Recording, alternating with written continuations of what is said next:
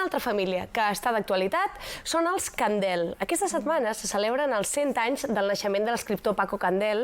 Ara, la seva filla vol que el petit pis des d'on el seu pare va escriure el famós llibre Els altres catalans sobre la immigració a Catalunya durant la postguerra es converteixi en una mena de casa-museu dedicada a l'autor, al seu pare. A dins del pis, entre les pertinences de Candel, hi ha el nostre company Bernat. Bernat, què t'hi has trobat? Bona tarda.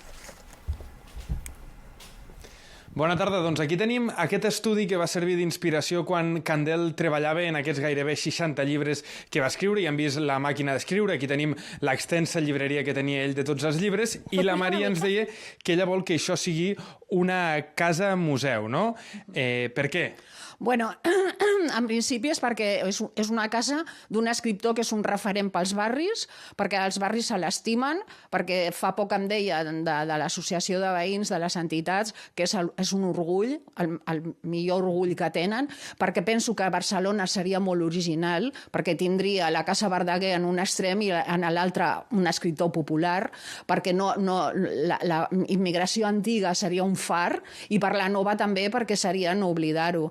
I perquè agafes un llibre de Paco Candel i l'entorn està viu, no? I després estan les seves pertinences i està el seu esperit. És una manera de tenir el pare aquí, no? Ens deies que el teu pare, que va arribar, recordem, a escriure gairebé 60 llibres, va ser un escriptor força prolífic. Com ens hem d'imaginar treballant? Suposo que treballava gairebé a totes hores. Treballava moltíssim, però al mateix temps sempre deia que era un vago i que li encantava que li vinguessis a interrompre i li agradava estar amb els amics. Treballava molt d'hora i era capaç d'escriure a qualsevol lloc, tombat, nosaltres jugant al voltant, mirant la televisió encesa, la mare parlant-li d'algun tema, els amics escrivia molt, sempre anava amb el seu blog, prenia notes de tot, era molt observador. I quin era el secret de l'èxit? El secret de l'èxit va ser que el pare va descobrir un món ple de bellesa i de tendresa, però també molt dur. Va ser molt humanista i treballava molt i va donar a Catalunya la idea de que érem un sol poble i de que havíem d'estar units, no? Doncs això, ara la Maria vol que aquesta casa sigui una casa museu per explicar Paco Candel a les noves generacions i que formi part d'aquesta ruta que està dedicada al seu pare.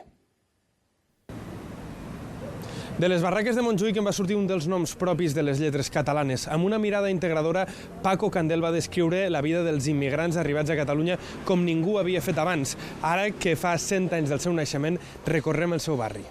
Ja som davant de la biblioteca que porta el nom de Francesc Candel. Genís, poc es podien esperar d'un nen que va arribar amb 2 anys d'una comarca castellanoparlant que tindria una biblioteca a Barcelona amb el seu nom. La paraula era impossible.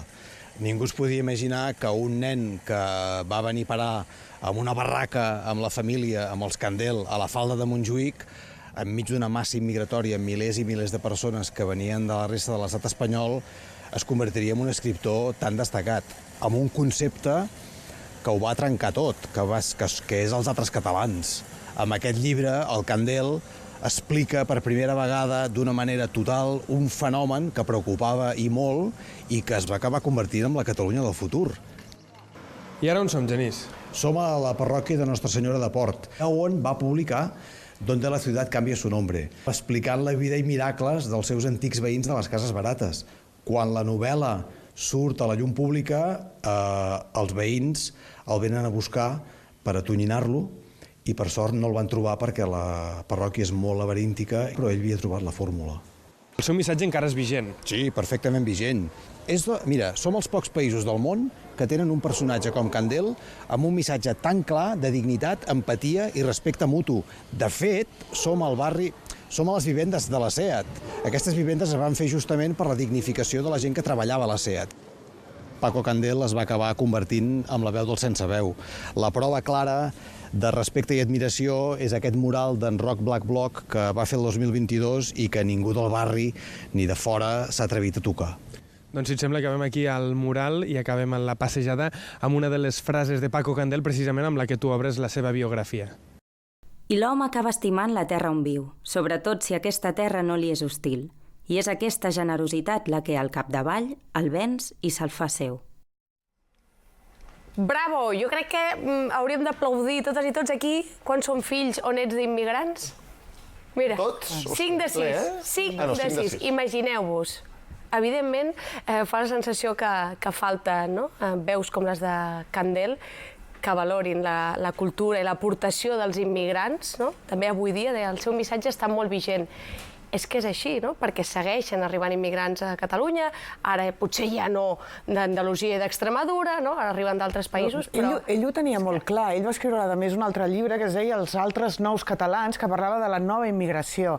Sense gent com el Paco Candel o la gent que va venir, els tous dels que parlàvem abans no existirien, perquè no tindrien tota aquesta mà d'obra que es necessita per aixecar un imperi. I tant. I ell ho tenia claríssim i ho deia, que aquests nous immigrants que estaven arribant eren el mateix i que estimarien la terra on vivien si se'ls hi permetia, no? I ell parlava, no?, d'aquesta gent, diu, són els paons, no són els alfils, són la gent que vol fer les feines que ningú vol fer, és la gent que no té gangues, que no té càrrecs, que no són gerents, són els peons que estan allà cada dia treballant i estimant el lloc, i sobretot si se'ls estima, que també és una clau d'això, d'aquesta frase que si es troba un lloc que no és hostil, ells aleshores sentiràs d'aquell lloc. I és un missatge que cal reivindicar-lo perquè no caduca. Totalment. Segueix vigent i els altres catalans, com heu dit, perquè ell mateix ho va dir, ara hi ha uns nous altres catalans que també aquest missatge és molt important. És així.